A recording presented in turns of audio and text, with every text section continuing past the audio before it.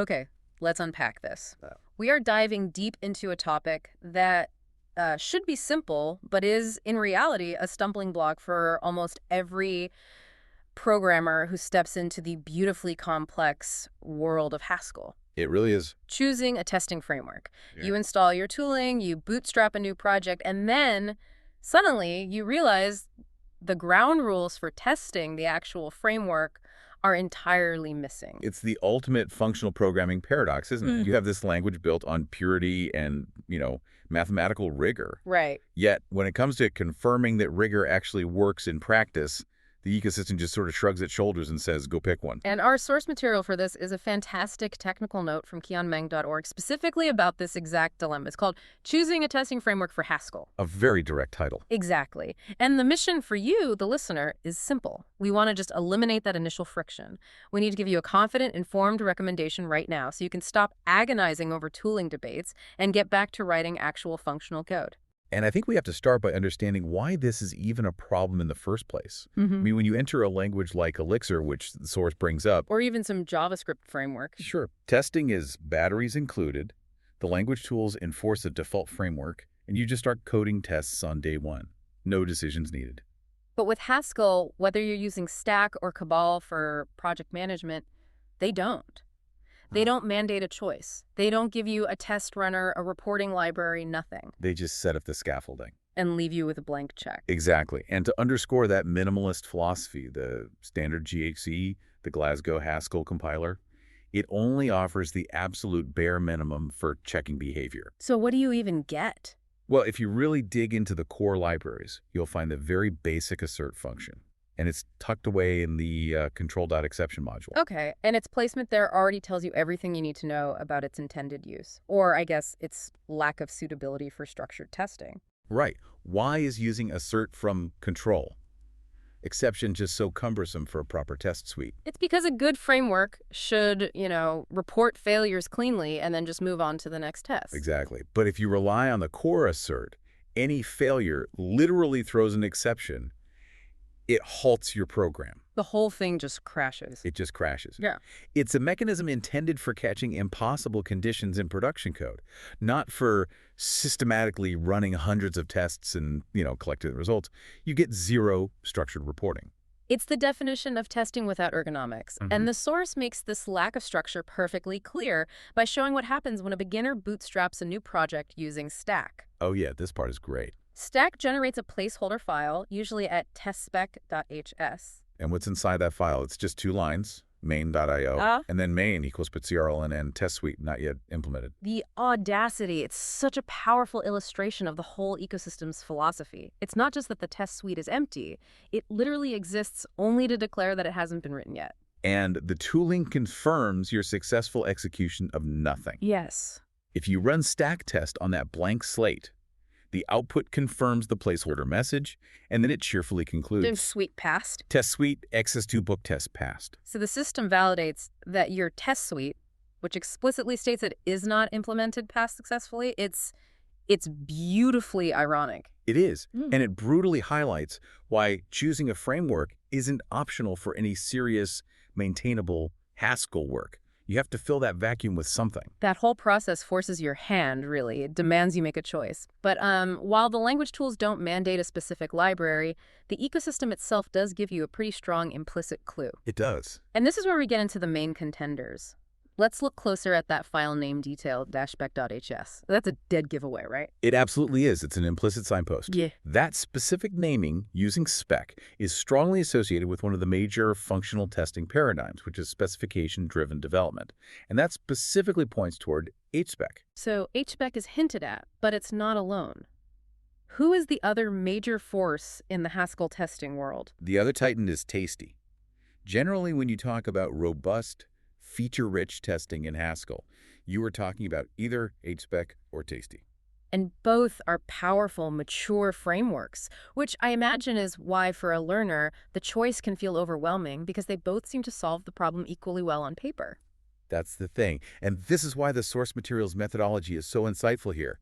The author didn't just, write up their own subjective comparison based on years of personal bias. What did they do? They used an AI-generated comparison to settle the debate specifically for beginners.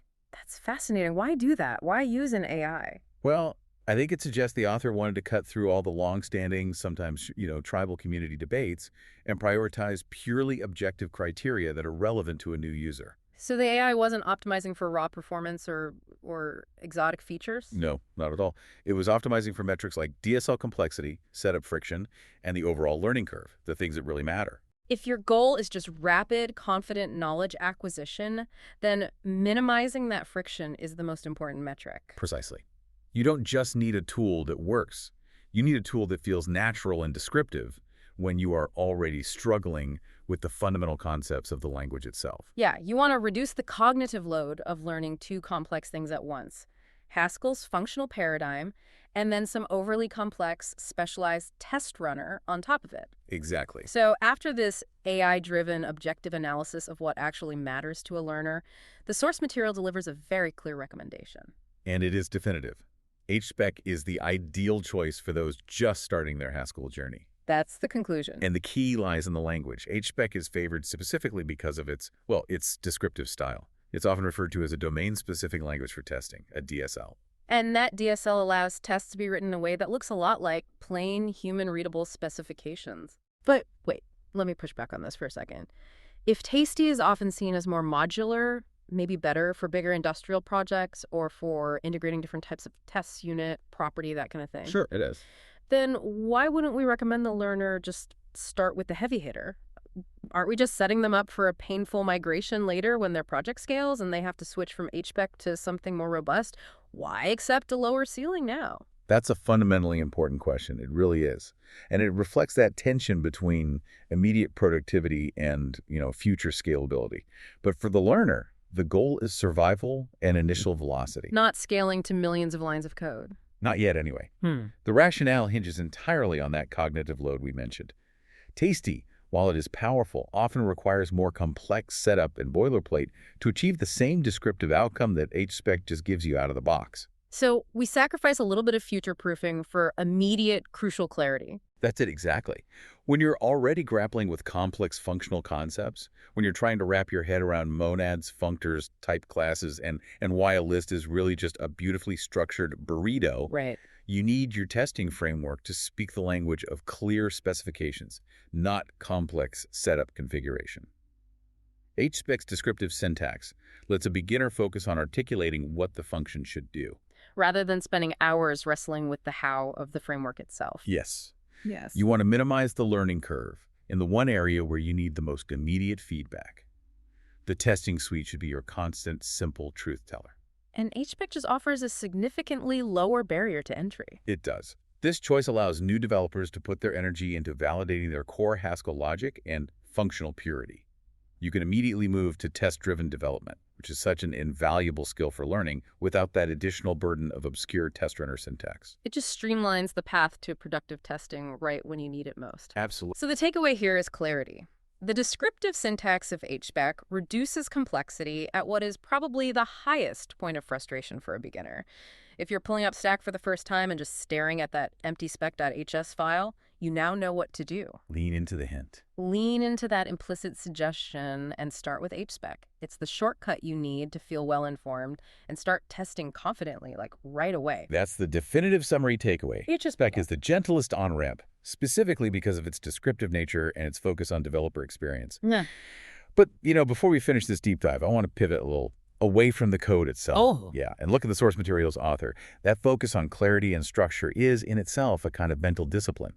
And seeing how seriously the author, this old software plumber, takes documentation, brings us to our final reflective thought. The source is kianamemeng.org, and the sheer volume and diversity of the author's notes they're staggering. They're not just a Haskell expert. They're a multidisciplinary learning machine.